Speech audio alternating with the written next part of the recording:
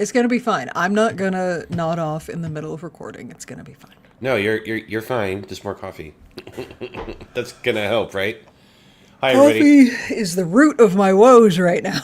I know. And I I don't drank know a what you were bucket of it. thinking. I was thinking that I was sleepy and I had work to do. And I thought caffeine would solve that for me, and I was wrong. Yeah. So I went on a date last night. Turns out I'm dating the theater guy. That's of course I do. Of course I did. Yep. Of course. Why not? So, he was like, we should do something Christmas related, and I was like, okay. And he's like, and I also wouldn't mind like, a park setting or something like that. Just walk around because like I'd like to have a conversation with you. I'm like, that sounds really great, actually. Yeah, yeah. Wow, there's people here. Hi, everybody. Hello. Good hello, morning. Hello. Wow, a lot more people showed up right before Christmas. So. We go to this mall where the website says they have this elaborate electric display of lights and color This and is like music. an outdoor mall? Yeah, we mostly have outdoor malls now. They're the only ones that are surviving. And this one is shared by the Alamo Draft House, the only one in Los Angeles. Fun fact. Nice. So the pictures made it seem like it's basically an outdoor rave, right? But we show up and it's like half the lights are broken. Nice. And you know what they do for their opening Christmas song? They do Hallelujah, the Jeff Buckley version. That's like super depressing, and like people use usually at people's funerals. Wow. Yeah, I'm like, is this a Christmas song? It's not a Christmas song.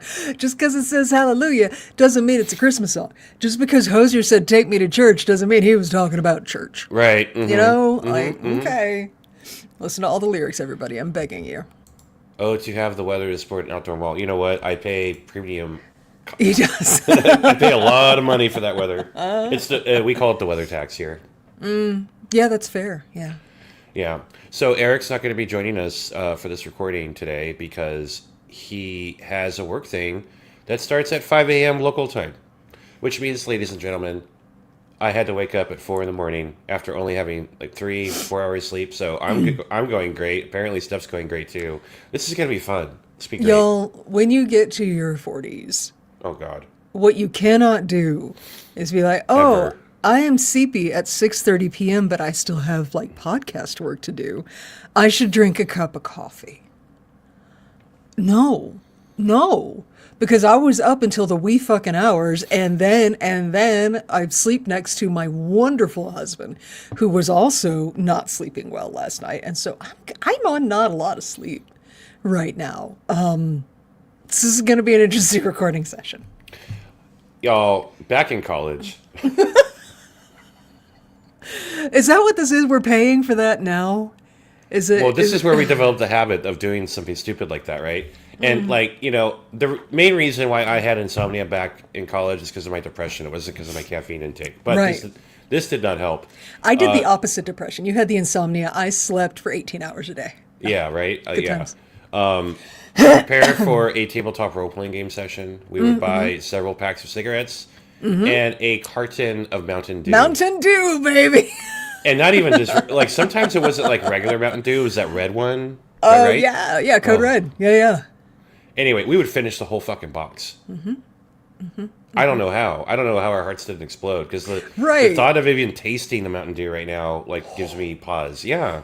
Yeah, no, I'm not sure how our nervous system survived. I don't either. Mountain Dew is putting out all of these new flavors.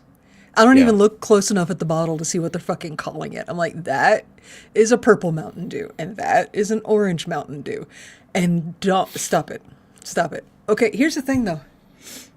I have very fond memories of the flavor of Mountain Dew. I loved Mountain Dew.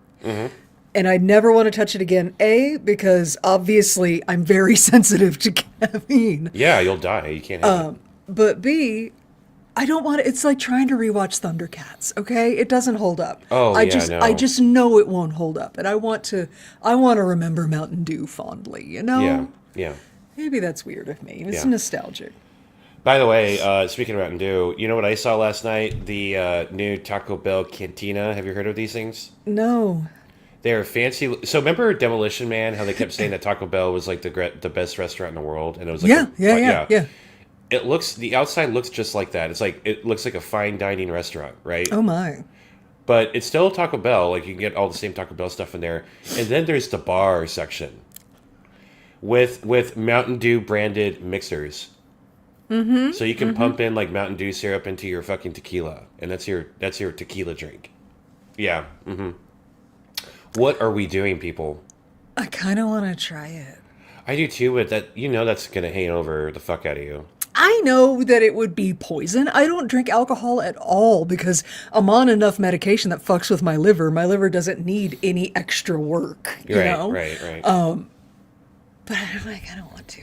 I know. If I ever message you and I'm like, Chris, I'm trying a Baja Blast tequila shot, I want you to call my husband and tell him where to find me. Yeah. Because something's wrong and I need an intervention. Also, I'll have to enact Plan B. What's Plan B? Figuring out a podcast host replacement, because that means you've chosen to end your life. Oh, you think you can replace me? All right, we should record. We should be. I have you cloned right now. Oh man, give me my clone. I would put me in a clone body that doesn't have lupus. Did you do that? Oops. Did you do that? No, it has to be a perfect copy. You don't even fucking love me. That's what this tells me. Oh, you know what I forgot to do? One sec, Steph. Sorry. Oh, Jesus. Okay. What are you doing? I forgot to do my audio. Okay. You Test forgot 1, 2, 3, to do your audio? Girl, we're both sleep deprived, okay? You forgot. What do you think we're here for today, Christopher? I don't know. All right, now I'm recording. Oh, now he's recording. Amazing. This could be a good recording session, yo. We've sitting talking with the patrons for several minutes, and you're just like... And if you want to hear that great conversation, you can go to patreon.com/Divas podcast for $5 a month. Yeah, we talked about Mountain Dew. All right, I'm minimizing you. Get out of my fucking face. Do I want to clap? I don't know. Do you want to record audio today? Sure. Cool, and let's clap. Cool. Fuck's sake. 1, 2, 3. Hooray! Oh my God. So just off the top, listeners, I've already warned Chris. I've already warned the patrons in chat. But listeners, I'm very sleep deprived today. My grip on reality is shaky at best. So this will be this recording session. Who knows what's going to happen? Certainly not I. Wow, that's a good PSA. Please sleep; it's important. God, do not, y'all. If you are in your 40s, do not drink a cup of coffee after 5 p.m. Don't do it. You can't do that. Just blanket statement. Good thing this is our last episode of 2025. I actually feel like this is the perfect way to close out the year by losing all sense of reality and control and. Politeness and how 2025, how very 2025, right? All right, bitch. You know what I'm gonna do? No, I'm gonna start lying my ass off and shouting very loudly into the microphone and like reading a mile a minute from a teleprompter while military men stand behind you and question all of their life choices. Yes. Yeah. I love that. I'm not recommending that anybody watch the President of the United States' most recent address to the nation. But if you do watch it, I just want you to know, A, don't watch him, watch the people behind him. Because, for one thing, you can tell when he shits his pants. They react. But two, well, you can't not react. You're standing behind a man who shit his pants. But two, notice out the windows, like, it's daytime. They pre-recorded this thing that they aired in the middle of the fucking Survivor finale, I think. Yeah. Like, prime time. This wasn't even live. You know why it's not live? Because he's sundowns after 5. You can't stand him up in front of people. There's only so much Weekend at Bernie's you can do. You know? Crazy. Just crazy. Anyway, hey, let's intro the show. Yeah. Let's not get me off on rants today. I have no willpower to get back to the point. I just spent my last willpower to do the intro. All right. Hey, tabletop role-playing game reference. How about that? Hey everybody, welcome back to Dark Side Divas, the podcast where a woman and a gay man express their opinions about Star Wars. My name is Stephanie, I'm the woman half of the show, and is that man wearing a Nutcracker outfit? Yes, he is. Happy holidays. The whole episode I was like,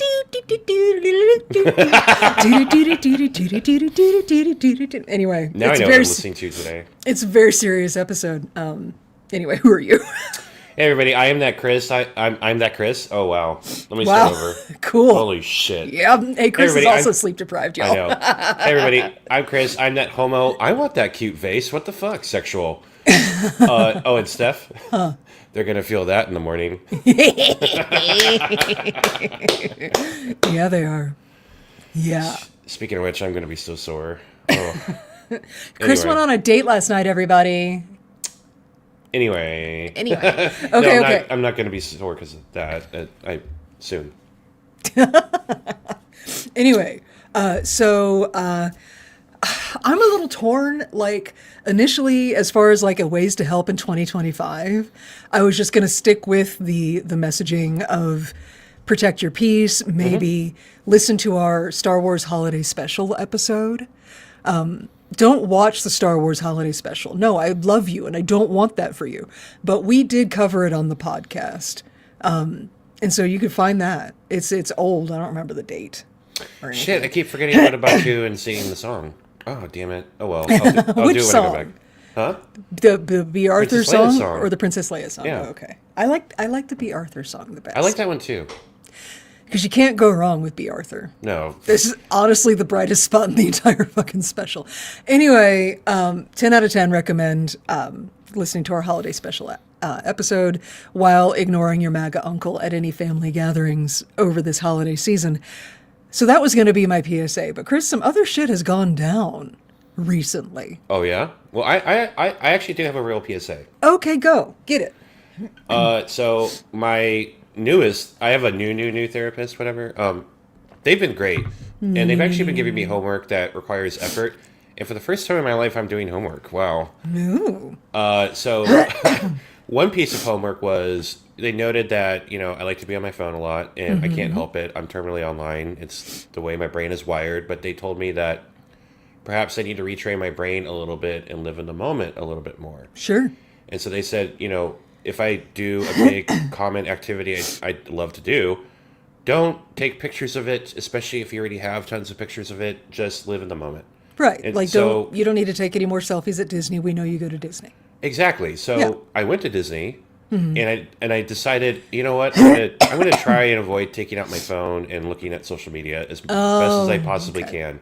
So this is what happened. Right. Now, if you do that, and you have an established habit that your friends know, you're terminally online, and you don't respond to any of their memes or shit, like, give them a heads up. Yeah. Because in addition to Stephanie texting me, I had 12 different people texting me, like, are you dead? Thank you. Gone? Yeah. Oh my God. How did you not think I should at least warn my podcast co-host, business partner, best friend, who definitely has anxiety and thinks I'm dead if she doesn't hear from me, that I'm going to be offline today? So my two PSAs would be, one, y'all taking a social media break is super awesome. It's so good for you. 10 out of 10 do recommend. Two, if you do that and you friends have different expectations for you, just let them know so you don't freak them out. Yeah. Let people know. Fuck's sake. How am I supposed to process the Vanity Fair photo shoot if you're offline? Girl. Holy shit. That gave me nightmares. Oh, it's so brilliant. I love it. Here's the thing. If y'all haven't seen it yet, Vanity Fair. Hold on. We've had like 100-mile-an-hour winds in this area over the past day. And just every dust and pollen particle, every possible airborne irritant ever is just out right now. And it's in my nose. You got like prehistoric pollen floating around in the air. Right, like it's gotten down into the permafrost, you know? Like, Right. fuck's sake. Anyway, so if y'all haven't seen it already, Vanity Fair did an article and a photo spread with a very famous, very well-known photographer who is very well known for his unretouched, extreme close-up portraits. This is just what he does. It's his thing. Right. And somehow the White House staff let him in the door anyway. I don't understand that. It's hubris. Because they thought, obviously we are so flawless. How could our photos be anything but perfection? Go look at the photo spread. And I want y'all to look at not just the fact that they're bad. And it's not that the photos are bad. It's that they look bad in them. And it's not that he did anything to make them look bad. It's that they're bad people and evil will out. Yeah. And it is highly visible. So I want you to look at that, but also look at some historical parallels. The way that he framed and staged Stephen Miller, for example, looks exactly like some of the few well-known photos we have of Joseph Goebbels. Right. Stuff like that. There's a photo of Marco Rubio looking out the same window, a famous photo of Nixon looking out the window. Right. So dude did his homework. So you look at that and you can look at the hypocrisy that is blatant in their faces. And the main focus here is that I'm seeing in a lot of the discourse online is about Caroline Leavitt, who is the White House press secretary. Mm-hmm. And look, I'm a feminist. I do not in any way believe in attacking women for their looks or shaming bodies in any way. Caroline Leavitt holds herself up as a pinnacle of white supremacist beauty. She actively campaigns against the rights of women to control and do whatever they want with their own bodies, and trans people to be able to have gender affirming care. So her super close-up portrait that shows very clearly that this job is extremely stressful and is aging her like milk. She's 27. And she looks so old. Like, I'm It's sorry just- to like call that out, but It's the stress of the job. We've talked about it before. Yeah. Any White House job ages you in dog years. Even if all you're doing is being a lying sack of shit the whole time, which is what she's doing, it ages you. But also the incredibly heavy makeup that goes with Mar-a-Lago face just settles into the creases and folds and amplifies them. So there's that. God. But also this extreme close-up photo shows the very clear signs of the cosmetic enhancements that she's done to her Sure. face, which is fine. I fully support anybody.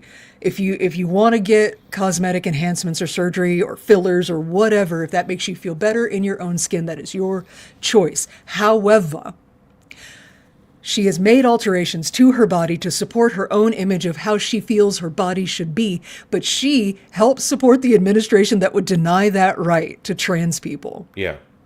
So fuck her. Point and laugh at her hideous fucking portrait that just shows the truth of her life. It is not anti-feminist to mock people who support a fascist regime.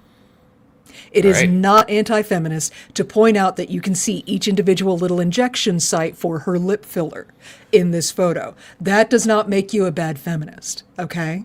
And if people try to tell you, but if you mock her online, she's not going to see your mockery, but other people, other women will see how you talk about their bodies good, then those other women will learn not to support a fucking fascist regime. Because here's the thing. Do you remember? I remember. I'm old enough to remember. Chris, I believe you are too. Back in the 2024 presidential campaign, Oh, God. way back in the day, when all it took to set Trump and Vance off like a fucking bottle rocket of shame and bluster was Tim Walz calling them weird. Yeah. One word was all it took. Weird. It's mockery that fascists can't stand. Thoughtful critiques for 12 months have done diddly fucking shit to this regime, but this Vanity Fair spread and the near universal mockery of them in it is sending them into a tailspin. So that is what we need to do. Mockery is what they know. So I guess that's my PSA today. Enjoy the Vanity Fair spread. See the artistry and the truth in this protest photojournalism that Vanity fucking Fair did, and mock them. And please don't feel bad about it. I, as your Star Wars auntie, am giving you permission to not feel bad about it. There you go.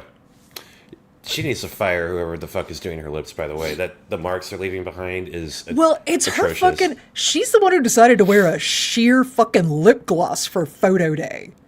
She could have gotten a full coverage lip. She didn't need to do that.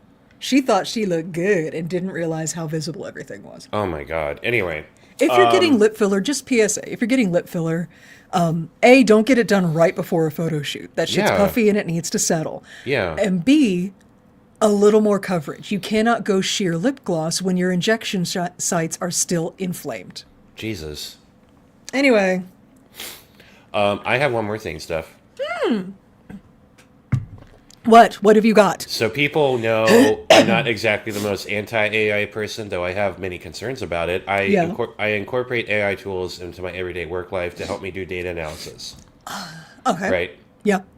That said, we've gotten a lot of questions about this stuff, so I'm going to address it right now. Oh, okay. Disney made a deal with OpenAI. Yeah. It's still not clear to me what it is. I don't believe what the PR shit set is saying, and I don't understand. They're being real sketchy about it. Right. Yeah. And all my sources at the Walt Disney Company are not in the know. It happened above their pay grade. Nice. I find this move to be extraordinarily unusual. Mm-hmm. This is the company that if I make my own Mickey Mouse t-shirts and sell them on the side of the road down Harbor Boulevard, a couple blocks away from Disneyland, a black car will show up with a cease and desist letter within a black minutes. bag will appear over your head, and we will never hear from you again. They're so protective over their IP. And I understand that there are concerns already that Disney characters are being used in AI-generated videos, and Disney's having a hell of a time getting that under control. That's why one of the reasons why they're doing a big fucking lawsuit to Google right now, because YouTube is just letting people put this shit on their network. But I don't know what this means. I hope somehow, some way, don't ask me how, this could be probably a new revenue stream for fellow artists somehow, some way. I don't know how that would work, and I doubt it, honestly. But in a perfect world scenario, I could see ways where maybe, I, as a fan, really like the book Dark Disciple, and I want to do an animated retelling of a particular scene in the book. And so maybe the people who created the original character models for those Clone War characters, along with the writer of that book, along with the voice actors, somehow get paid for me creating that fan video. That would be kind of neat. I would love for artists to get paid more. Yeah. But how would they... I don't know. I'm not even sure how the fuck you do that, because the internet is still so Wild West. Yeah. Yeah. So at this time, y'all, I'm trying to keep an open mind, but I'm feeling very pessimistic about it. Mm-hmm. And if you want to take a temperature on how it's really going to go down, look at the unions. Yes, that's it exactly. Yeah. So officially, the Dark Side Divas position has always been, we're going to support the union. So if this causes another strike, which is likely to happen now, yep, we're going to support that shit. Mm-hmm. And we'll go back to the High Republic. Yeah, that's the thing is we love Star Wars and Star Wars lives in Disney. And if Disney does some shit that pisses off the artists who create the content that Disney makes their bajillions off of, then we're going to support the artists. We're going to support the writers, and we're going to support the actors and the animators and everybody on that shit. And so, because we've done it before, we'll do it again. And yeah, we'll just pivot back to the High Republic. So, and we'll talk about Marchand Rowe. I'll read the textbook because I cannot stand what's his name? Mark Thompson. Mark Thompson's Crispin Glover voice for Marchand. I can't. When Marchand gets older and he starts sounding more grovelly. Yeah, well, so Crispin Glover with the flu. Yeah, I'm excited. Anyway. So yeah, that is the plan in place for that. Good call to address that, Christopher. Yep. Hey, do we want to talk about why we're here today? The Bad Batch episode. Yeah. Okay. Yeah. You said let's do it so quickly, and my brain was still like forming a sentence. Sorry, my coffee was like, I am here. Boom. Ah! My caffeine's kicked in now. I need your caffeine to either take over the podcast episode today or slow its fucking roll. Because I can't. I spent all my brain cells on that rant a minute ago. I'm sorry. I'm done. Here we go. All right. It's sexy clone time from here on out. Here we go. Okay. So what we're doing on this podcast is we're watching through the entire Star Wars visual story in chronological order, not release order like we do over on Holodeck Divas for Star Trek. Star Trek has fucking time travel and it's a hot mess. Over here we're doing chronological order, which means we started with episode 1, The Phantom Menace. We watched all of Clone Wars. Then The Bad Batch started. We had to wait for it to finish. We did some other shit. We've looped back around to The Bad Batch, and today we are talking about Star Wars The Bad Batch Season 1, Episode 10, Common Ground. Dun dun dun. Do you have an intro? Before I do this intro, I have a backstage note and story on this episode. Oh shit. When they were doing previews for the Bad Batch, they had I think it was an auxiliary D23 fan event where they had like if you had VIP tickets, you could go to the side hall at the convention center and you could meet voice actors and people from various shows. And Ahmed Best apparently was one of the people you could meet. And he was standing in front of these screens showing the action sequences from this episode to preview the Bad Batch. So in honor of that story,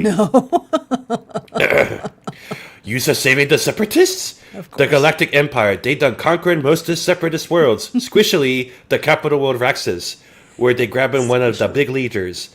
Now the Bad Batch, they'd be charging with saving a former enemy. Okie day. Meanwhile, Sid, she gotten a big boom idea. She does. Squishily. Okay. I love Gungan so much. Y'all, before we get into it, Ahmed Best is really having a moment right now, and I love it for him. So those of you who are not first maybe recognizing the whole reference, Ahmed Best, of course, played Jar Jar Binks in the prequel trilogy. And the then, second best Star Wars character of all time. And then Jedi Master Kelleran Beck, as he showed up in Mandalorian, I believe. I thought it was because he rescues Grogu. Somewhere in the Mandoverse, we saw Kelleran Beck during Order 66. I think I don't know, brain cells. But y'all, he made a game. He made a video game. Produced it. He's voice acting an antagonist ? In it. It's called South of Midnight, and it is excellent. It is truly excellent. I 10 out of 10 recommend. Go find it on Steam if you can. Throw some money Ahmed Best's way. I believe he's won some awards for this game, and he should. He absolutely should. It's so fucking good. Okay. Let's get into this episode. Yep. All right. So we open on a very pretty, very familiar looking city. Yes, but it's been a long time since we've seen this place, Steph, and this was pre-massive animation glow-up, so I had to do a comparison and contrast between Clone Wars Raxus and this Raxus, and holy shit. Yeah, I mean, it's a glow-up, but they also stayed very true to the original design. Right. This is Raxalon. It's the capital city of Raxus. We last saw it... we actually saw it more recently. Fuck it. We saw it for the first time in Clone Wars Season 3, Episode 10, Heroes on Both Sides. The one where Ahsoka and Padme went to the center of the Separatist worlds to meet with Senator Mina Bonteri. Ahsoka met Lux Bonteri. That's what led us to the whole Death Watch thing. Y'all, if you just joined us for the Bad Batch and you haven't watched Clone Wars, go. The lore is fucking deep. It's a lot. Raxalon, Raxus, also appears in the book Dark Disciple. Yeah. That is where Count Dooku's at a party, and Asajj Ventress and Quinlan Vos show up to kill him. That's Didn't fun. work out for them, though. It did not. It also appears in an episode of Tales of the Jedi. So. Right. Speaking of Dark Disciple, I do recommend the audiobook for that because Mark Thompson's Count Dooku is... It's very good. It's very nice. Look, Mark Thompson is exquisite at what he does. I just can't with the Marchion Rowe, Crispin Glover voice. I can't. But that's what he sounds... Okay, anyway. That's not what he sounds like in my head. Okay, what does he sound like in your head? I'm gonna Not derail. Crispin goddamn Glover. Okay. Anyway, we move on. So yeah, we see the very, very pretty city. It's a pretty epic scale. Like as you get closer and closer, you realize those ants aren't ants in the courtyard. Those are people. Well, I got thrown off because I was like, oh, they have like little tiny towers. No, those are like buildings. Yeah, That's just the scale of the city. it's fucking huge. Yeah. So yeah, there's a crowd gathered in a courtyard below a balcony. There are stormtroopers up on the balcony and in the crowd. It already does not look good here, even before the Imperial officer starts to speak. Yeah, and I have in my notes. Wow, this kind of reminds me of that one episode in Andor. Oh no. Oh no! Oh god! Oh no! Oh, Exactly. right.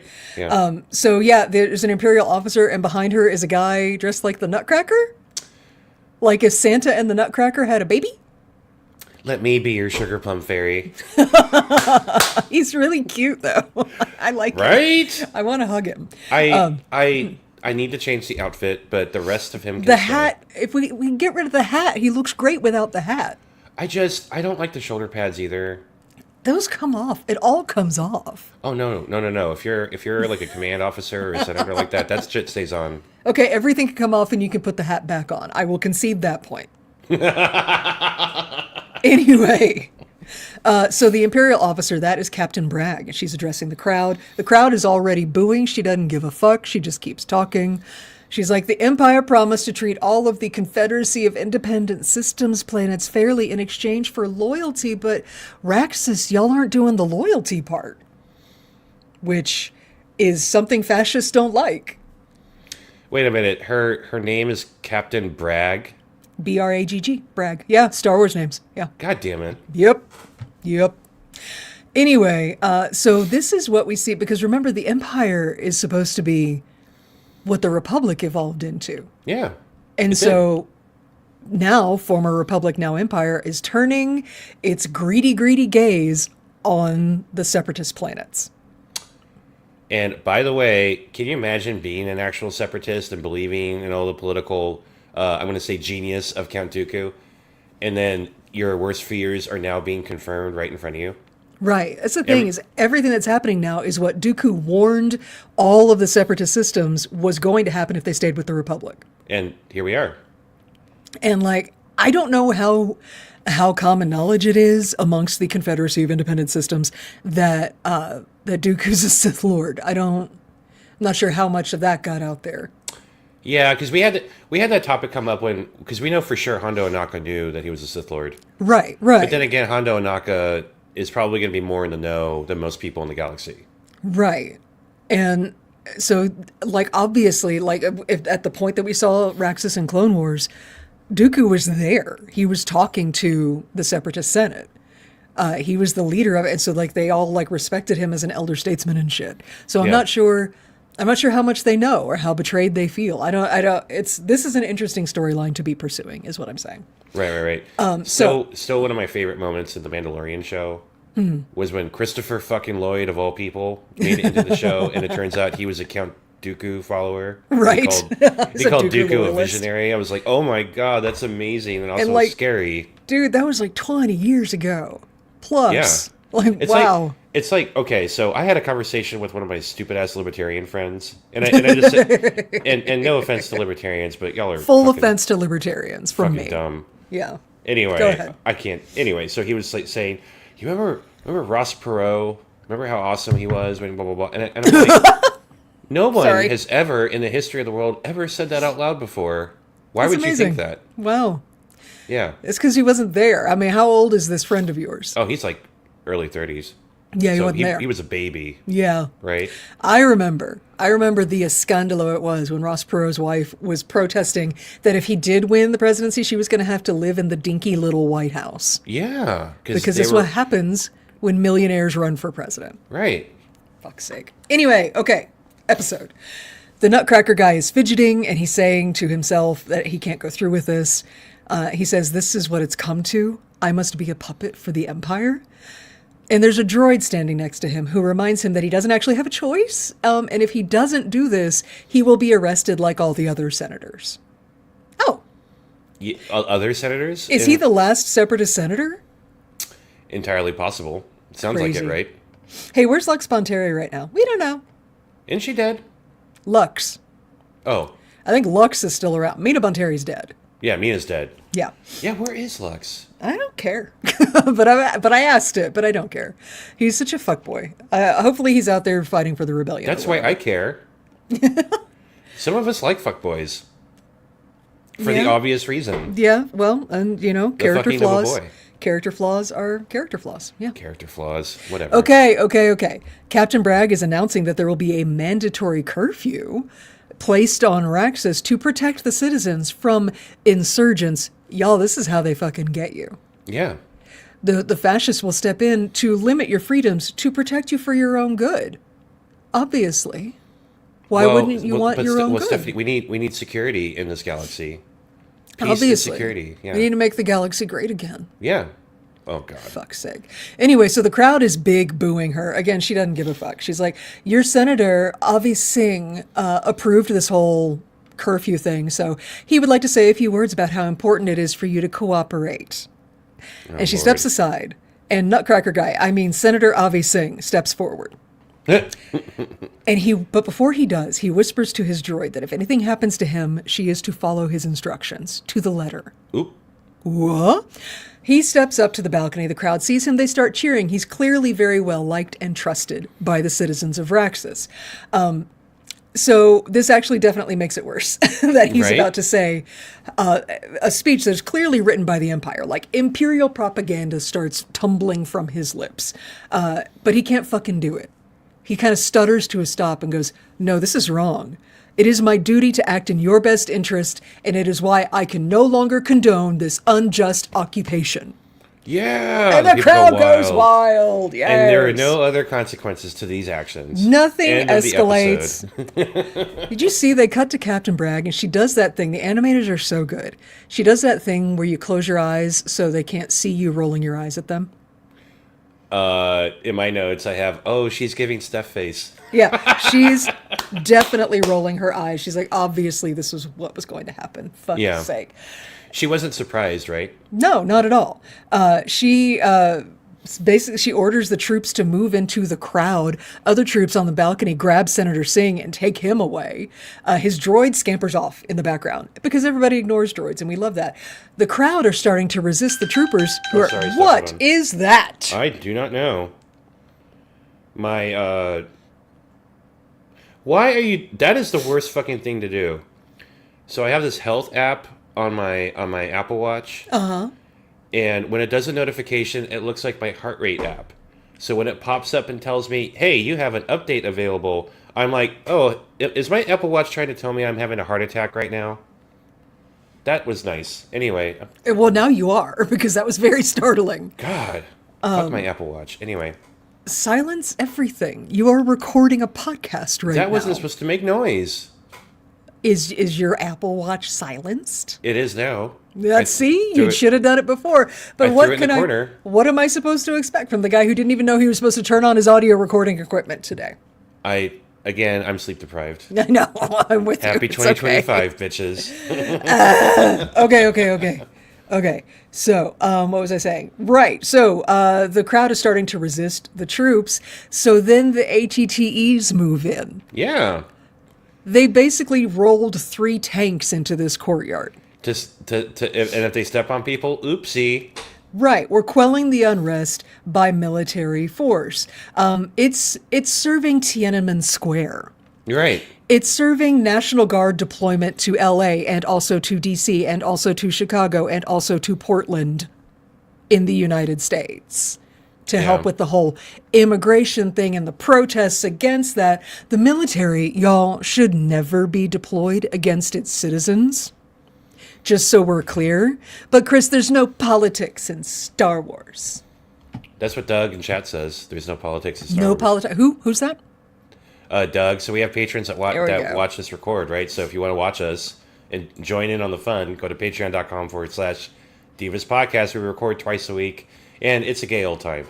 Wait, we're not gay either. I forgot. Sorry.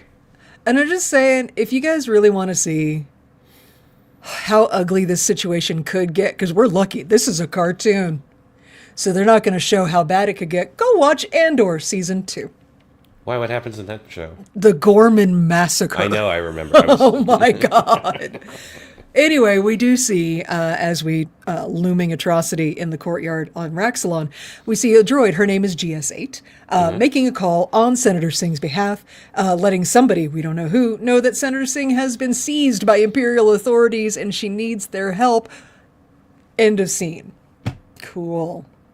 So that was a long time to spend on not the Bad Batch. Right? But it was set up. Yeah. So there's also some deep cut Clone Wars shit. So absolutely. So yeah. real quick, we have actors and hey, some quick details in case we need to review on Raxus Secundus, because that's this planet. We just call it Raxus, but that's Raxus. Do you know what that's Secundus. a reference to? Tell me. Solosis Secundus from Dune. Which was the former capital of the universe before Muad'Dib took over. Nice.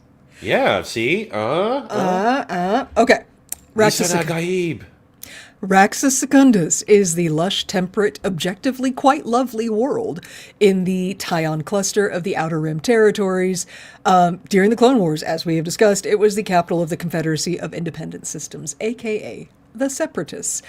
Let's talk about the actors playing Senator Avi Singh and GS8 and yes. Captain Bragg. Everybody knew was in this scene. Let's start with Captain Bragg. Okay. Let's brag about Captain Bragg. Captain Bragg is voiced by Shelby Young. Shelby Young is a very prolific voice actor, also does a lot of mocap and also a lot of TV because she's very pretty, thus continuing the trend of voice actors for the Bad Batch being hot as fuck. What the fuck? She has well over 100 credits, so here's just what I recognize on her resume. She is in American Horror Story, The Elder Scrolls Online, Final Fantasy 15, Smurfs: The Lost Village, Genshin Impact, Call of Duty Black Ops, God of War Ragnarok, Horizon Call of the Mountain. Oh, yeah. The VR game. Baby Shark's Big Movie. What? Yeah. She's actually in a lot of Baby Shark stuff. Are we going to have to do a Baby Shark watch-along at some point? Absolutely not. Also, Spider-Man 2, X-Men 97, Arcane, Fortnite, and multiple Batman games as the voice of Batgirl. Mm-hmm. You can also see her in 53 episodes of Days of Our Lives. Oh, okay. Yeah. That's a boomerang. Right. We have actually talked about a lot of soap opera actors over on Holodeck Divas, y'all, because TV production, soap opera acting is legit acting, but it's also an incredible skill set of being able to memorize and perform on a very short timetable. So soap opera actors are not to be derided or mocked in any way. They're amazing professionals. So this speaks very well for Shelby Young. Also, in Ghostbusters Afterlife, she's the voice of the mini Stay Puft Marshmallow Men. Some of them. I like that movie. In Star Wars world, you can hear her in Star Wars Tales of the Galaxy's Edge, Star Wars Visions, Star Wars Jedi Survivor, Star Wars Tales of the Empire, Star Wars Young Jedi Adventures, The Acolyte, Skeleton Crew, Ahsoka, and she is the voice of Princess Leia in Star Wars Forces of Destiny and Lego Star Wars Everything. Wow. I know. So, she works a lot.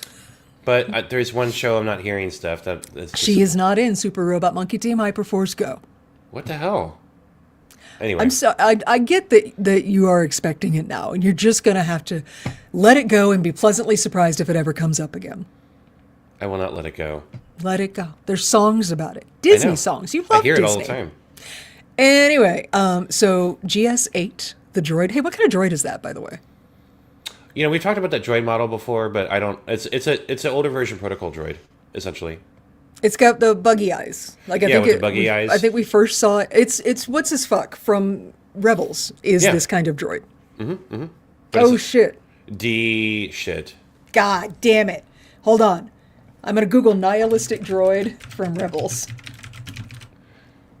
That's not Chopper. I kind of feel like if you commit a lot of war crimes, you may be slightly nihilistic. AP5. That's the one. Google also offered up Kalani, so... Not wrong. Anyway, so GS8 is voiced by Sean Clifford. She's a British actress, which is hard to say in my current state. You can see her in episodes of Midsummer Murders, Vanity Fair, A Serial Killer's Guide to Life, Robot Chicken, His Dark Materials, Unstable, Doctor Who. She's also voice of somebody, I couldn't see who, in the Hogfather podcast series. I know. And I need to re-listen to it. And she is in Fleabag, a performance that won her a BAFTA for female performance in a comedy program, but it's a BAFTA, so program is spelled with 2 M's and an E. Of course. Like Program-E. Fun fact, her co-star in Fleabag, Phoebe Waller-Bridge, also voices a droid in Star Wars. She is L337 in Solo: A Star Wars Story. That's so fucking cool. And so weird. Just like the Venn diagram of actors in Fleabag and actors in Star Wars just keeps overlapping a little more. Sidebar. Sorry about this stuff, but I keep meaning to ask you if you've been listening to this, and it just I forget. Have you listened to any of the new Discworld audiobooks with the full cast ensembles? I keep meaning to, So fucking funny. Obviously they're fucking good. Yeah. It's Terry fucking Pratchett. And so obviously. But no, I keep getting derailed. I found a podcast that's not good for anybody, but I'm going to go ahead and recommend it if there are any other true crime girlies, gender neutral out there. It's called Killer Psyche. Killer Psyche is a long-running podcast. It's been going for like 5 seasons now. But the lady who's the host is a former FBI profiler who was also a psychiatric nurse and trained under the guys who created FBI profiling, the ones who are the main characters of that Mindhunter show. Oh my God. Those were her mentors. And so I find that more and more, almost exclusively, really, actually, no, exclusively in true crime world, I only want to hear from people who are actually experts. I don't want to hear from some bitch with like a latte, you know? Right. It's just like, because I used to be that bitch, and I don't want to hear from me on this either. So she is an expert in what she's talking about. She's just deep diving into the psyches of serial killers and murderers. And I've listened to many, many episodes, and honestly, the takeaway from all of it is don't abuse your kids. Yeah. Child abuse, all of these people, almost all of them have child abuse in their background. Don't abuse your fucking kids, y'all. Anyway, Killer Psyche, 10 out of 10 recommend if you're a sick bitch like me. But that's what's been keeping me away from wholesome, good pursuits like listening to Terry Pratchett audiobooks. By the way, y'all, I'm going to call out Steph for being such a fucking goth. Because only a goth would listen to true crime podcasts during the holiday season. That's fucking hilarious. While I'm making cookies, you better fucking believe it. While you're frosting the cookies that are shaped like goddamn Christmas trees, you are listening to a podcast about some serial killer wearing people's skin like a hat. I can't get to the Ed Gein episode. It's paywalled. And I haven't subscribed to Wondery. But I'm hoping someday they release it. It's good shit. It's good shit. Anyway, because that is who you're talking about. I don't know if you realize that's who you're talking about. You're talking about No, Ed Gein. I just assume. I just watched Silence of the Lambs and assumed. Which is based on Ed Gein, yeah. Okay, cool. Because he really did do that. There was a lampshade made out of nipples. I'm not kidding. All right, we move on. So. Jesus. Jesus Christ. What the No, fuck? wait. My bad. The lampshade wasn't made out of nipples. That was a belt buckle.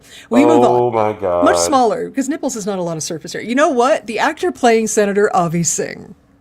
You ready? Yeah. That is Alexander Siddig. Alexander Siddig is born in Sudan, raised in Britain, classically trained at the London Academy of Music and Dramatic Arts. You can see his very handsome face in Reign of Fire, MI5, Kingdom of Heaven, Syriana, 24, Merlin, Doctor Who.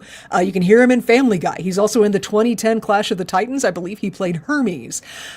He's also in Game of Thrones, Peaky Blinders, Foundation, and apparently he's in Gotham. He plays Ra's al Ghul, and now I have to watch fucking Gotham. You haven't seen Gotham before? I watched some of it and I got annoyed with the fact that Batman's a child and I moved on with my day. Yeah, you know, being a longtime Batman fan, it's like, are we really going to do another origin story? Right, Are we right. really? Like I get it. I know. Yeah. It But was Gotham's Dance with actually the not Devil, bad. Pale Moonlight. Well, now I have to go back and watch it because here's Alexander Siddig just classing up the joint. We will get to talk about him on Holodeck Divas when we get to Deep Space Nine. He plays Dr. Julian Bashir. Yeah, he does. And also, fun fact, Chris, Alexander Siddig's uncle is Malcolm McDowell. Yeah. What? Yes. What the fuck is happening? Yeah, that's his What uncle. is his timeline? I don't know, but I love it. That's a crazy fucking family. Like, holy shit. Can you imagine the holidays? No. Just a lot of being really cool at each other. Anyway, I was horrified when I learned that Gary Busey is still alive. Busey. It's Busey. Whatever. Bussy. And he has a large family that he goes to Christmas with and hangs out with, and I'm like, that poor family. Chomps his teeth at him. Yeah. Oh my gosh. God, the teeth. Yeah. And look, I get to make fun of Gary Busey because he was entirely too prominent in my youth. Jesus. I still remember him in Point Break. Yep. My favorite movie of his is Predator 2. Nice. That's a good one, too. Okay. Getting back into the episode. We are on Ord Mantell. The Bad Batch are coming back from a mission. Chris, do we think it's the last episode that they're coming home from? Yeah. Because, I notice Omega has her own whole-ass box of Mantell mix. Oh, they are totally overcompensating her trauma with food. Right. And, ding. Ding on the Resilas personally text me. Yeah, absolutely. If I get kidnapped by Cad Bane, that's not right. Well, hold on. I feel like that is its own reward, really. Right. Okay, if I get kidnapped by somebody I don't like. Right. Maybe it's Dengar or something. Right. Yeah, I get my own fucking box of popcorn, correct. Right. And she is sharing. She's riding on Wrecker's shoulder. She is sharing with him. She's all excited and totally doing that resilient kid thing where they just fucking bounce back from trauma because she wants to go on the next mission. And Tech is like, there are 2 bounty hunters after you. We should lay low. Thanks, Tech. And then Hunter agrees, and he's like, no, there's too much heat on us right now. But Wrecker, all bravado and thoughtlessness, I love him, is like, well, that never stopped us before. Hunter pulls Wrecker aside and is like, are you fucking kidding me? Omega has recently been traumatized. She needs a break. Stressed out dad. Yes, ding on the stressed out single dad counter. But they both look over at Omega, where she's standing with Tech and Echo. And Omega and Tech, I love this little vignette here. They're watching, both of them smiling a little. At Echo, he has a handful of Mantell mix and is sniffing it, but like he hates it. Yeah. Like he is suspicious that it's going to try and kill them all. And just the look on his face, I love him so much. Ding on the Echo is personally offended by this shit counter. Is Echo one of those, it must all be organic, gluten-free people? I feel like that would be a valid trauma response for him, though. Yeah. He has had a lot of inadvisable substances injected into his body to keep him alive during his time with the Techno Union. So I could see him being like, no, this does not look like it was made by nature. Why are you eating this? Headcanon accepted. But he's clearly just just mad at the Mantell mix. That's just his face. I love him. I love him so much. All right, so we walk into Sid's. And the second they walk in, Sid is like, oh, good, you're here. I got a mission for you. It's a simple extraction on Raxus. Hi, Sid. How are you today? Right. Our child was kidnapped, Sid. You remember when we called you and asked for information on Cad Bane? Are you in any way interested in how that went? No, she's not. She's not. She says there's a simple extraction on Raxus, and Tech goes, Raxus? That is the former center of the separatist government. It has since become an imperial outpost. Sid goes, I'm not interested in a history lesson, Goggles. I love her. Love her. Anyway, the mission is to find and extract Senator Avi Singh from Imperial custody. They're to go to Raxus, meet the client at the coordinates, go, time-sensitive move. Right. Hunter straight up says no. Oop. And I feel like his reasons are twofold. And he explains them. He says, A, not helping a separatist. And B, we are not taking Omega to a planet full of Imperials. Even though they're basically traitors to the Empire that they once served, they're still going to hate on the Separatists. I kind of love that. Honestly, they were, and it's not just the chip, they were indoctrinated and propagandized into hating on the Separatists. It's hard to let go. Some of us are having a harder time letting go of it than others. But yeah, Hunter being like, we're not taking Omega to a planet full of Imperials. That's another ding on the Hunter stressed out single dad counter. But Sid is like, so leave her here with me. And Hunter goes, I don't exactly trust you either. Sid goes, good, you shouldn't. But if keeping the kids safe means more money in my pocket, then it's in my best interest to do so, isn't it? And this is where I'm like, does Sid actually like Omega? No, because she's still calling Omega tiny. And I'll get to that. I have a theory about her in a little bit. But what we are seeing here is that's just a very pragmatic solution, because Hunter is learning in real time how to deal with a true neutral scoundrel. Right. She is truly neutral. It would benefit me to keep your child alive, so I will keep your child alive. What? Not goodness of her heart, not because I like the kid, but because I want you to go do this job that gets me money. Okay, that makes sense. So, like, it's a babysitter, and Hunter is having to deal with trusting a babysitter for the first time. Yeah. Hunter, single stressed out dad God counter. damn, There's a lot going on. Right, Poor guy. poor Hunter. Anyway, Hunter's like, if anything happens to her, Sid's like, yeah, Bandana, just go. Its name is Bandana now. Anyway, so now Hunter has to go and tell Omega that she doesn't get to go with them. Ooh. Yeah, I know. It's so sad because she wants to go. She's like, I'm part of the squad too. And like, I literally just got kidnapped and that was a whole lot. And like, if it was me, this is how Omega's a better person than me. If it was me, I would be emotionally blackmailing the shit out of them right now. Oh, yeah, for sure. I was just kidnapped. I am too frightened to be away from you. Don't leave me behind, Daddy. Again. Yeah. Again. Anyway, but he plays it as you're part of the squad. That means that you follow orders, and your orders are to stay here with Sid and don't leave this gambling den of scum and villainy because our babysitter options are limited. So, cool. That's funny. The Bad Batch leave. Omega looks bummed. Sid's like, hey, Tiny, I got a mission for you. And it's cleaning. She hands Omega a sponge. Ugh. Now, here's the thing. I have a headcanon, and see if you go with me on this. Okay. Sid is coming up with nicknames for them. Like, we got Goggles, and we got Bandana, and Tiny. She's coming up with nicknames for them because she not only cannot be bothered to learn their real names, she honestly doesn't want to know because plausible deniability. Also attachment. Yeah, that too. Yeah. I agree. There's a lot of reasons to place distance between yourself and these very illegal people that work for you. You're right. Because like if the Imperials show up and be like, do these like CT blah blah blah numbers work for you? She can be like, I have no idea who I that honestly is. don't know what the fuck you're talking about. And she doesn't. She doesn't. She knows Bandana and Goggles and Tiny. Mm-hmm. Just like that. Anyway, so we're on the Marauder and Echo. You know what? Echo gets a ding on the Echo is personally offended by this shit counter, and let's just leave that running. Yeah. For most of the rest of this episode. Well, he's literally the last clone that wants to do this. Right. He says, I can't believe we're helping a separatist senator. And Tech goes, so you have said. Repeatedly.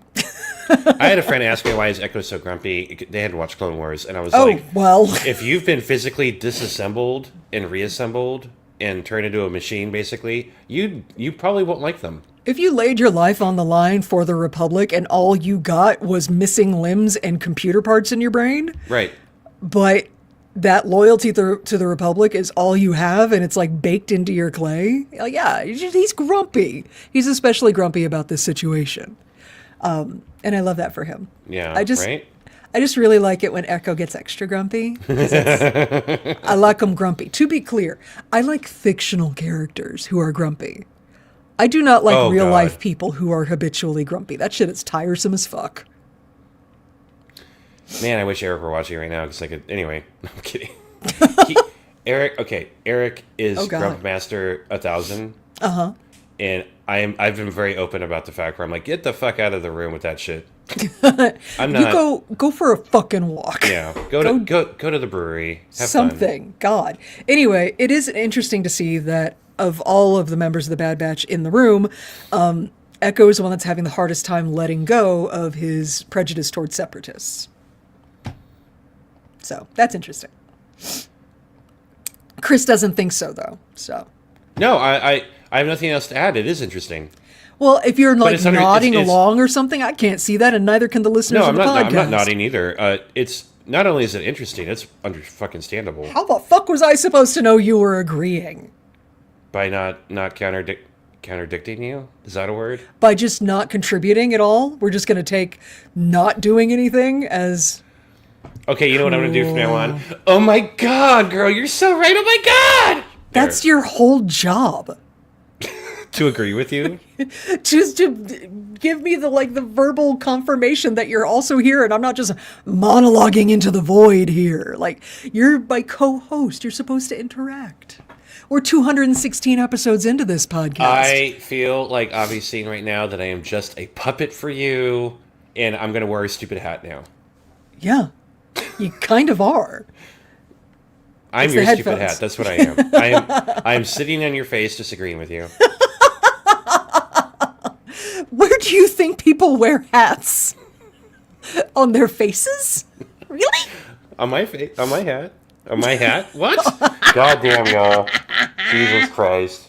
Okay. Happy 2025. So Hunter's like, I always thought we'd make it to Raxus someday, but not like this.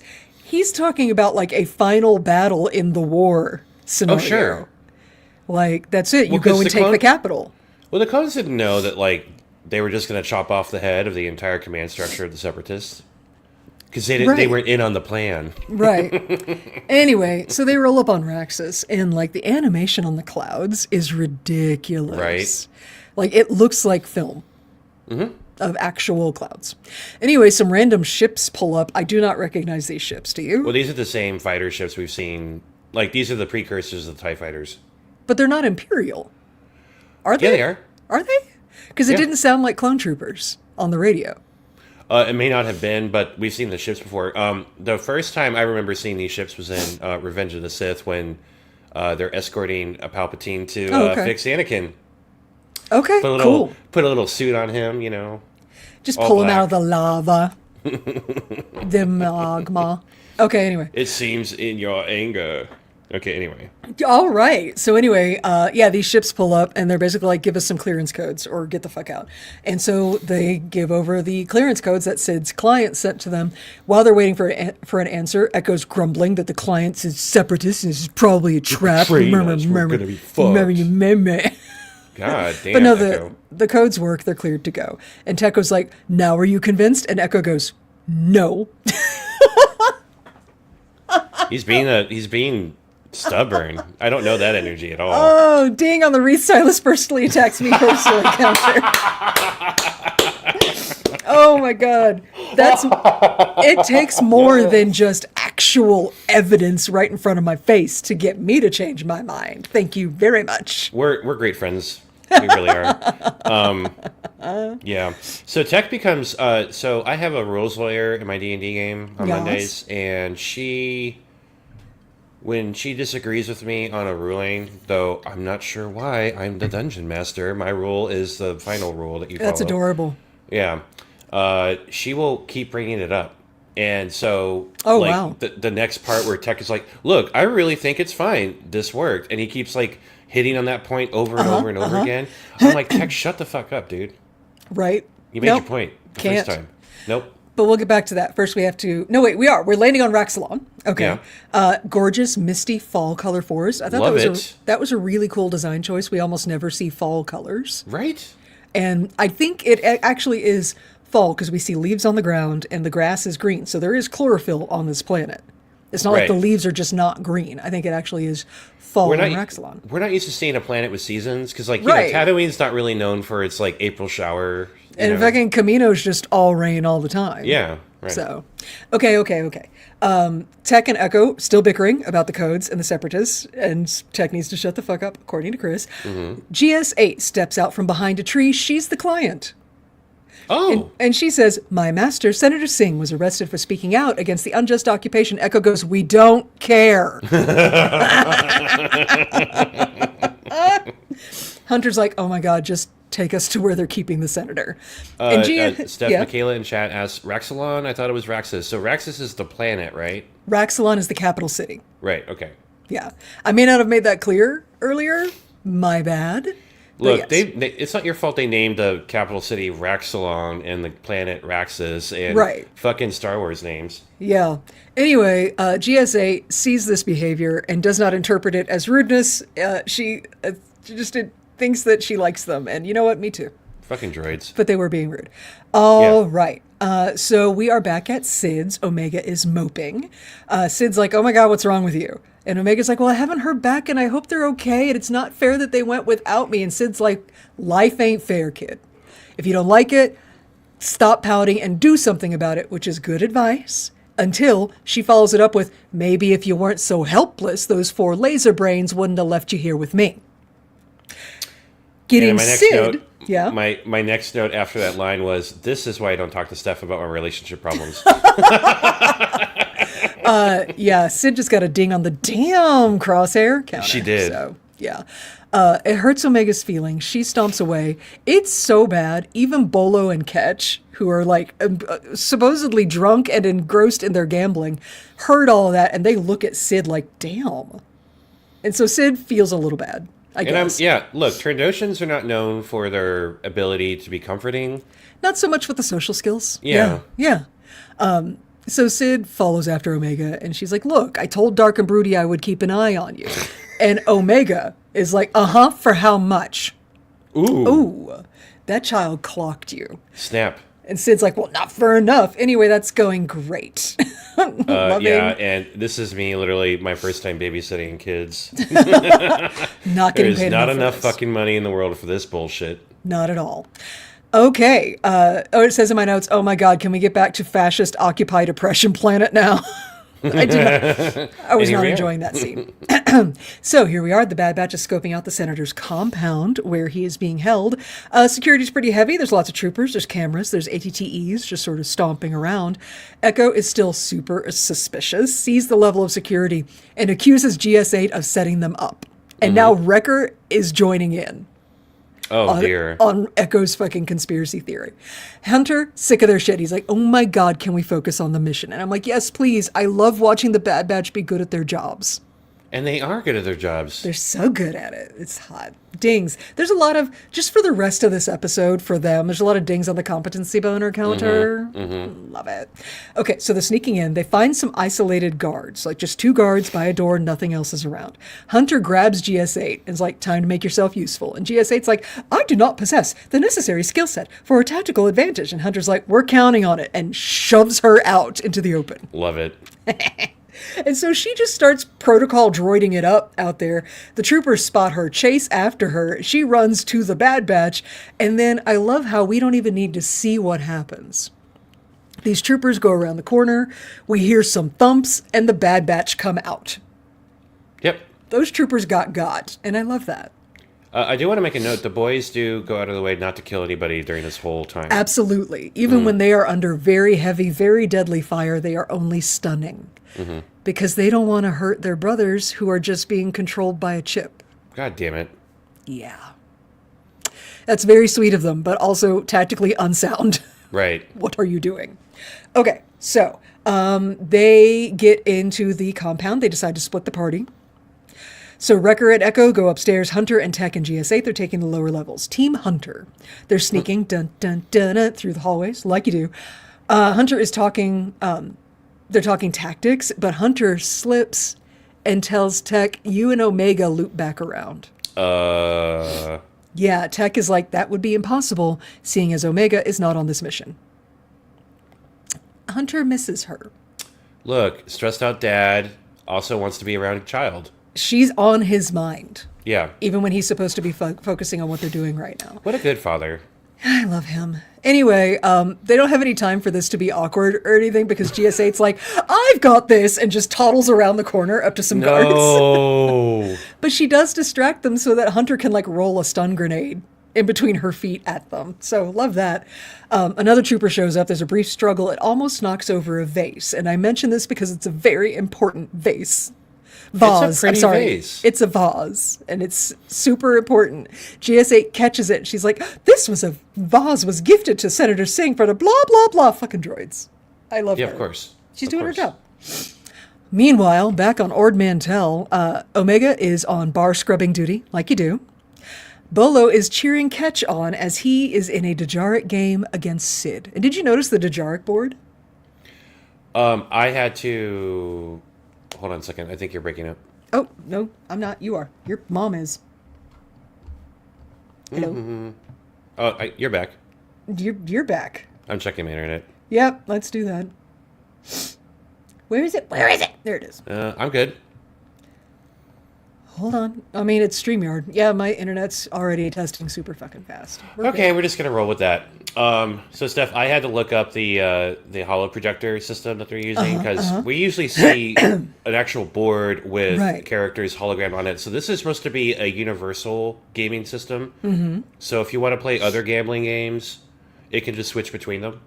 Nice. So that's why there's not like a set board, because it's designed like you want to play like I don't know, like I'm trying to think of a different Star Wars board game, but I can't right now. There's like a card game that I always ignored in the KOTOR games, so. Oh, yeah. But it's also, Sabacc. Oh, yeah. But Sabacc requires a table. It's really cool. It feels like one of those handhelds that's got like 20 games on it or whatever. Right. It's like old Sega games and stuff. It's an emulator. You remember Sega? I remember Sega. Sega. Anyway, so yeah, Sid is playing against Ketch. Ketch seems to be very confident that he's about to win. Omega's watching and starts advising Sid on some moves. Sid ends up winning the game. Oop. And Sid's like, how'd you do that? And Omega just shrugs. She's like, it's a strategy game and I'm good at strategy games. But Sid, though, she sees dollar signs here. And Steph, this is where I like to introduce a new counter to the show. Oh, okay. The scoundrel, I have a good idea counter. How did we not have this counter before? I was just thinking this. I was thinking the same thing yesterday when it was like, how have we not done this before? Now, this came up when I came up with the idea, so let me clarify. This is different from a Anakin Skywalker bullshit counter because one, it's based in reality. Right. It's not super crazy, slightly reckless, but nonetheless practical. Right. And will probably be profitable as well. And profitable. Yeah, I mean, you could retroactively ding the shit out of this for every time Hondo Onaka's on screen. Right. Yeah, absolutely. We should have had this counter the whole time. You're right. You're right. Okay, so Sid gets a ding on the scoundrel, I've got a good idea counter. And she's like, hey, kid, you ever want to play for money? And Omega gets scheming face. And she's like, that depends. How much? And Sid offers 30%. Omega counters with 60% because we stan a queen who knows her worth. Fuck yeah. Sid is considering it. We don't see her answer because we cut back to the compound on Raxus. And I love that Sid is getting Omega into crime. It's a good skill set. Look, if you're going to hang out with a scoundrel, it's inevitable. Learn some shit. It's good. Yeah. All right, so Captain Bragg has got Senator Singh handcuffed to a chair. We're in the wine cellar. Yeah. There's barrels around. Captain Bragg is helping herself to his wine. Girl, same. Honestly, I feel that. Yeah. Yeah. But this is where I realized, because Senator Singh does not have his hat on. He had a monocle before, but he doesn't have the monocle now because the monocle is attached to his hat. You telling me? How else do you attach a monocle? You can't see unless you have your Nutcracker hat on? Yeah. Okay. Shit. Oh, that blew my mind for a while. Maybe I was just like really hopped up on caffeine last night, but I was like, what? It's a weird setup. It's an odd design. Maybe they just didn't want to animate a monocle actually on his face. Yeah. I don't know. Anyway, so Captain Bragg is all blah, blah, smug, villainous monologuing about how he shouldn't have gone back on their agreement and incited unrest, blah, blah, sip wine, blah. And she's like, but oh well, we have ways of getting what we need from you. And this is when I realized the background noise. Chris, I hate it. It sounds an awful lot like an Imperial torture droid, doesn't it? It is an Imperial torture droid. Senator Singh is like, your draconian tactics won't work on me. And she's like, well, that would be a first. And then the torture droid rolls in. Great. But Chris, have we seen this specific droid before, chronologically? No, this is the first official canon appearance of it. There is an older version of it we see in Clone Wars that's slightly differently shaped, but no, this one's painted black. It makes that horrible fucking sound, and it just shoots a fuck ton of truth serum into your body. Well, and like other shit too. I feel like there's also some like electric probing going on. Yeah, so I did have to do a deep dive on this because I was curious. Some are able to electrify you. My personal favorite, there is one that apparently it it has these clamps that like connect to certain parts of your body, and it makes your nerves feel pain. They're nipple clamps, aren't they? Kind of, because they're little tiny ones. I think they're nipple clamps. Well, I'm recalling the scene from Empire Strikes Back where Han gets tortured and they didn't even ask him anything. And it's definitely a machine that gets pushed onto his chest. It's nipple clamps. There. That's it. It's headcanon accepted. Canon. Not even headcanon. That was canon. For alien species with a carapace skin. Right? There's torture droids that shoot out fucking fire. Oh! Right? That's a war crime. Yeah. Ding. War crime. Yeah, we're going to set your ass on fire until you give us the information. We're going to cook you inside your own shell. Right. Fuck. Oh, that's horrible. Yeah. These are awful. These, Steph, how many... I don't know about you. I've had so many nightmares as a kid with this fucking droid. Right, because that's the thing is you don't actually ever see it do its thing. You just see it float menacingly at someone and they look frightened, and that's enough. That's more than enough. Yeah, it's bad. My brain's going to think of the most horrible fucking things now that you didn't show me what it can actually do. Right. And like this is all about to happen to Senator Avi Singh. However, it gets interrupted by the door opening and a stun grenade bouncing into the room. It's Hunter and Tech. They are there. They stun Bragg and the troopers. They uncuff Singh. GS8 is like, hey, I followed your instructions, and behold, I have saved your most prized vase. She says, behold. It's the cutest thing. Steph, this in chat, Dom says, safety PSA, no electro above the waist. I would think... No, you're thinking about the well-being of your genitalia. Dom is thinking about the well-being of your entire nervous system. What's These are the different difference? things. Is it my entire nervous system, my genitalia? Oh, Obviously. okay. My bad. My bad. You're right. I'm a dumb boy. It's true. Okay. No, because you might have a fucking heart attack. Right. Ass. Right. Anyway. So it's time to fucking go. We need to leave the room because the alarm has been triggered and the Imperials are onto them. So it is time for the escape sequence. Everybody regroups together. They're on a balcony. It's like 2 stories up. And they see an ATTE stomping by right below them. And Hunter's like, we'll take that and we'll blow our way out of here. And GS8's like, how are you going to take it from up here? Wrecker has an answer for that. He has apparently a grappling wire attachment on his giant-ass gun. I love that for him. Which is great for somebody that has Fear issues of heights? with heights. Yeah. Well, apparently this is not high enough to trigger him. It's only like 2 stories up. Okay, that's So fair. he's okay. Anyway, so a couple of the guys zip down. He shoots it. He hits the ATTE. They zip down. They drop a stun grenade inside the walker and hold the lid closed and wait for a second. Brilliant. And then all the troopers are knocked out. They are good to go. Senator Singh from the balcony is like, you cannot expect my thick senatorial ass to be going down there like that. Wrecker is just like, oh my God, grabs him under one arm and just zips down to the ATTE. And I love that. They're so cute. Everybody's on the walker. Wrecker gets a ding on the Wrecker throw shit counter for tossing unconscious troopers out of the walker. Those poor troopers. Fuck them. Oh, enemy sort unknown in chat asks, since we're talking about torture droids, thoughts on the First Order design? They look like H.R. Geiger got to design a droid. I fucking hate them, but in a good way. I don't remember what they look like. They're awful looking. They're still circular. They just have like extra tentacles and shit, and it looks horrifying. That kind of sounds like what the First Order would do. Like, the First Order is definitely what happens when edgelords get a hold of the Empire. Yeah. Like, no, it needs to be cooler. Meh, put a fedora on it. Like, that's the energy I got from the First Order. But, Yeah, that's super alpha, bro. Exactly. Yeah. But you know what? We'll talk about that when we get there in 9 years. Okay. So yeah, they're in the walker and they're going to make their escape, except no, Captain Bragg already awake, calling in reinforcements on that commandeered walker. Now it is a chase scene. And Chris, I have a problem with this. Okay. The ATTE is my favorite walker. Yeah. I love it. It looks like a puppy. And like the gun turrets on the front look like eyes. And they got magnet feet. And it's my favorite walker. And I fucking love them. I do not like to watch ATTEs fight each other.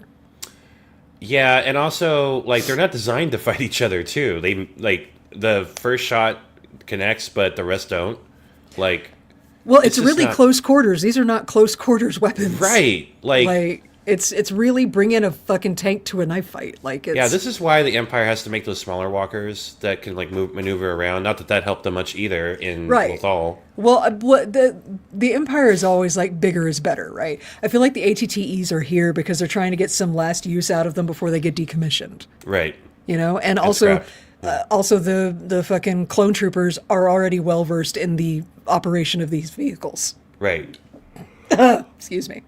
Okay, so yeah, watching these ATTEs fight each other, it's like watching like dogs be made to fight each other. I don't Yeah, like it. I can It's see like, that. I don't like it at all. Yeah. It hurts my heart. Okay, so their walker gets shot, and Tech's like, we got to do repairs, and so Tech and Echo get on that while Hunter and Wrecker get out and have a shootout with the troopers. All they're doing is stunning them.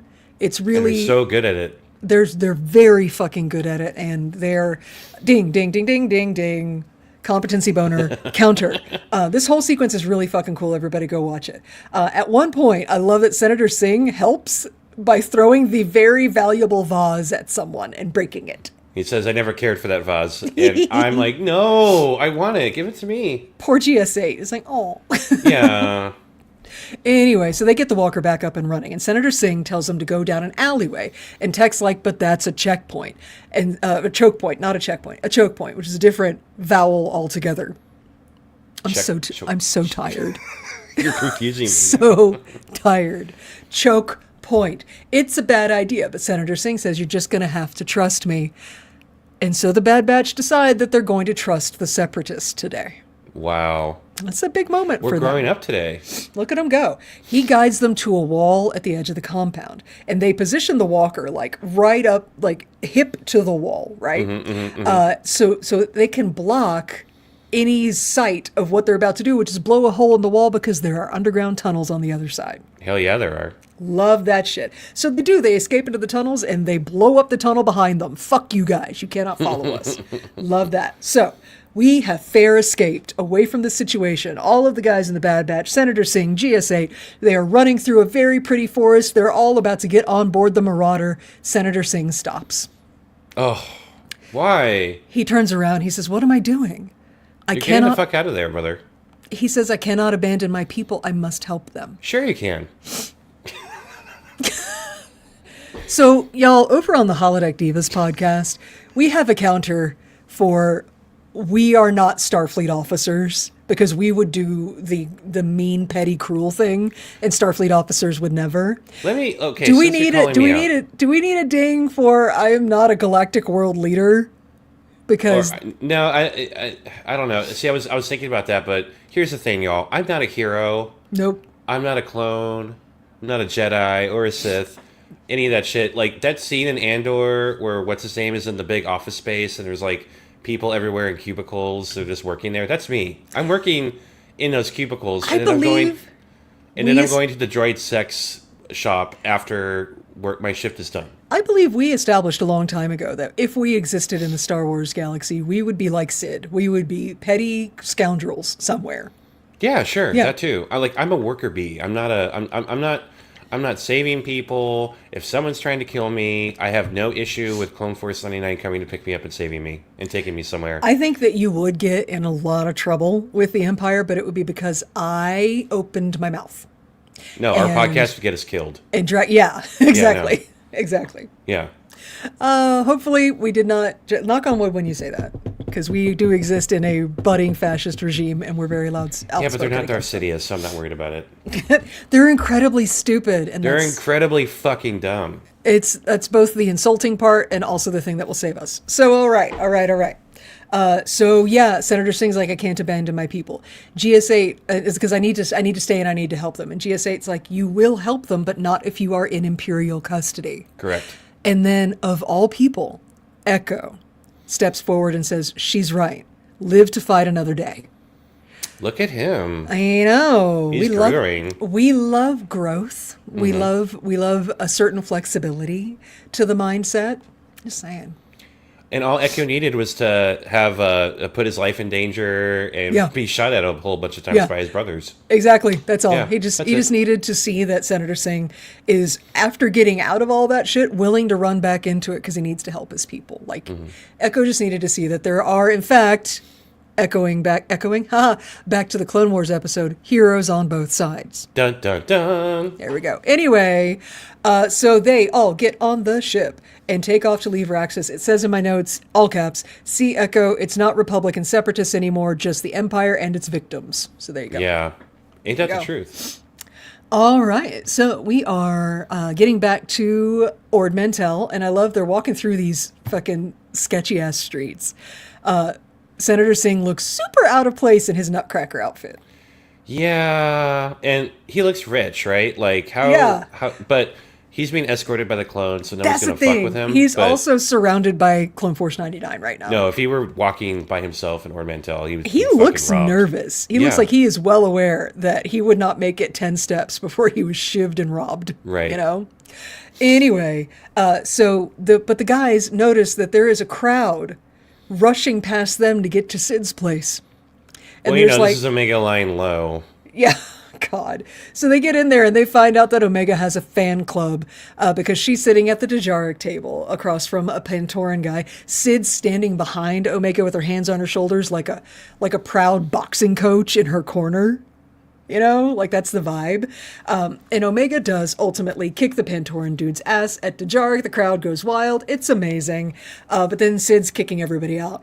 Wrecker scoops Omega up and congratulates her. And Sid's like, she's amazing at this. And Hunter gets a ding on the stressed out single dad counter and scolds Omega.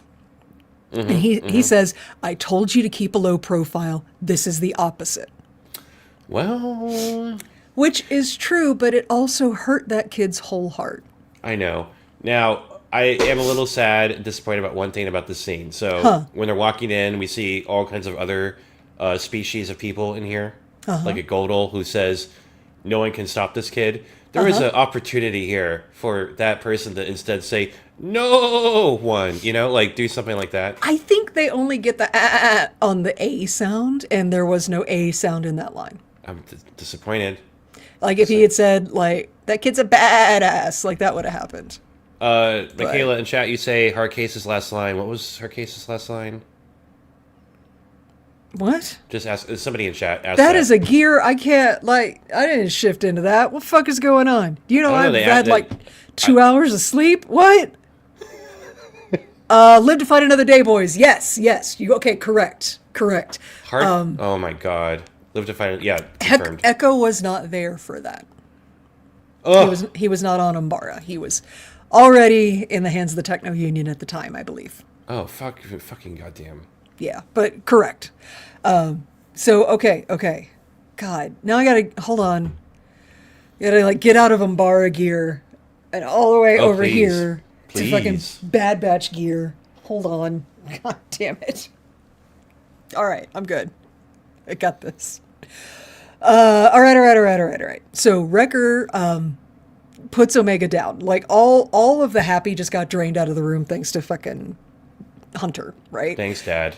Wrecker puts her down, and just like how Bolo and Ketch guilted Sid earlier, Sid pulls Hunter up short and is like, ease up, Bandana. Omega made enough money to pay off the debt you boys owe me, so try showing a little gratitude to my friend. Oh. Omega has a name now. Because she's a friend. She's a friend. And this is how Sid judges whether or not you're a friend, if you make her money. And you know what? Same. Yeah. Anyway, Sid tells Omega that she did good. So Sid's there to be like, your dad's an asshole. I think you did great. And then she scoops up Senator Singh, takes him to her office, so they're going to work out payment. And I love that Wrecker walks past Hunter and shoulder checks him. Yeah. And glares at him and then looks at Omega.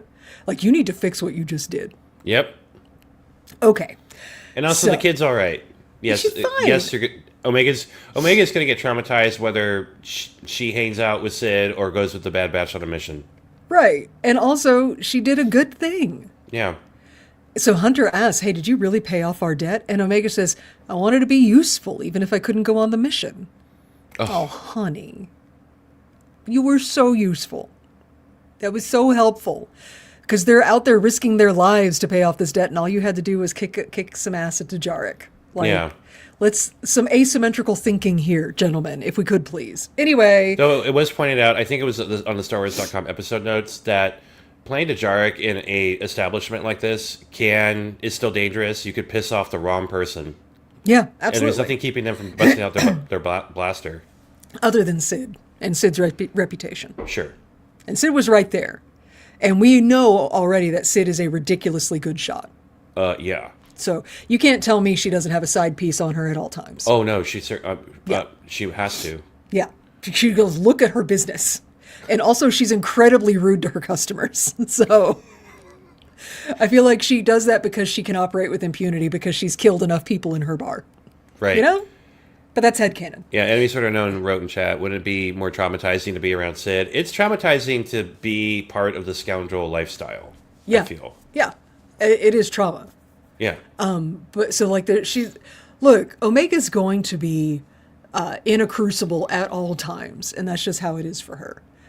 But that's how you as a Star Wars character. I'm not suggesting that anybody in real life go through trauma after trauma after trauma to become their best selves. That's not what I'm saying. As a Star Wars character, that's what makes you your best self. Yeah, hence the war part of the Star Wars. Yeah. Anyway, so Hunter, properly chastised and feeling shitty for snapping at her when she actually did just save their asses. He's like, all right. And he turns on the Dejaric table. He's like, you got some strategy skills? We're going to put them to the test. You win, and you will not be sitting out any more missions. So Omega takes that bet. She scampers over. She sits down across from him. Hunter goes, you ready for this? And Omega smirks at him and goes, are you? And we don't know how the match goes, but I just want to point out, Omega doesn't sit out any more missions after she this. wins. Yeah. She fucking kicked his ass. And I love that. And that's the end of the episode. Heartwarming. Everything's fine. That means next episode's going to be awful. Everything's coming up. Bad Batch. What could possibly go wrong? They did great. They did fine. Everything's fine. Oh. Anyway, so I think, that is it for my notes for this episode. Do you have anything else for Bad Batch Season 1, Episode 10, Common Ground? I have nothing for this episode, but I do have one thing for you. Oh? Yes. Well, since this is our last episode of 2025 stuff, how would you summarize this year in a nutshell? And if you would like to see the face of absolute disgust, you can go to patreon.com/Divas podcast. That face was amazing. What the fuck? I'm gonna spit everywhere. What the fuck is this reality? Right. If y'all could have just voted for the black lady, we wouldn't be here right now. I know. Just God. I'm sorry she laughed and joy hurts you. Fucking deal with it. She was the most qualified candidate we've ever had. Mm-hmm. Period. Mm-hmm. She was overqualified because that's how it is for black women in this world and in this country specifically and especially, is they have to be better than the best in order to be judged as not good enough to replace Donald McGoddamn Trump. Yeah. I'm bitter is what I am. So it's been a pretty good year. Nationally, globally, what a fucking shit show. That's exactly how I feel. I feel personally, I'm finishing this year better than where I started. Yeah. But yeah, so that's to say, y'all, hey, 2026 is an election year. Yeah, it is. So when we come back from break, our break is not going to be very long. We're not recording next week. We will be recording for New Year's. But yeah, this is our last 2025 episode. Yeah. Go on. So Steph and I are going to be harping on the voting thing. Yeah. Because look, we got to get rid of the fascists. Y'all got to set your fucking purity tests aside. Mm-hmm. If somebody does not perfectly, if the choices are between a fascist and a candidate who is blue and does not align with you on one issue, suck it the fuck up and vote against fascism, please. Mm-hmm. For the love of God. Fascism is always going to be the worst thing. Yes. Everything else can be discussed and voted on and compromised on later, but we can't vote or discuss or compromise anything in fascism. Right. That's how the fascism go. Yeah. So yeah, no, that's a good call, Chris. Everybody enjoy your holiday, but get ready to fucking vote next year. Mm-hmm, mm-hmm, mm-hmm. Please and thank you. Okay, so then do you have anything else for today? I do not. All right, so next time we will be talking about next year in 2026. Yeah, we will next be talking year. about Star Wars: The Bad Batch, Season 1, Episode 11, Devil's Deal. That doesn't sound ominous at all. It's fine. It's fine. Everything's fine. Anyway, we should outro. Good. Okay. Yep. All right. Hey, everybody. Thank you so much for listening. We appreciate that. We appreciate you. If you enjoyed the music at the top of the episode, you should. It's a fucking bop. That was a gift to the show from one of our listeners, a performer by the name of Chorlsy. You can find him on all the social medias as at CHORLSY. If you want to hang out with us in between episodes, you totally can. We're on all the social medias except fucking Twitter as at Darkside Divas. I particularly recommend following us on Threads. That is where my God. I'm living my best life. So yeah, at Darkside Divas. Also, if you haven't done so already, please subscribe to our podcast. Please leave a review. Please tell your friends about us. We do have a swag store, redbubble.com/official divas, where you can buy t-shirts, mugs, stickers of our show logos, and the funny shit that we say. All true. And last but certainly not least, we do have a Patreon, patreon.com/divas podcast. For just $5 a month, you can have access to unedited video versions of our shows with extra content in general. You can attend our live recordings, and you'll have access to the best Discord community in this galaxy. It's all true. And she is tired, y'all, so we're going to end it right there. Okay.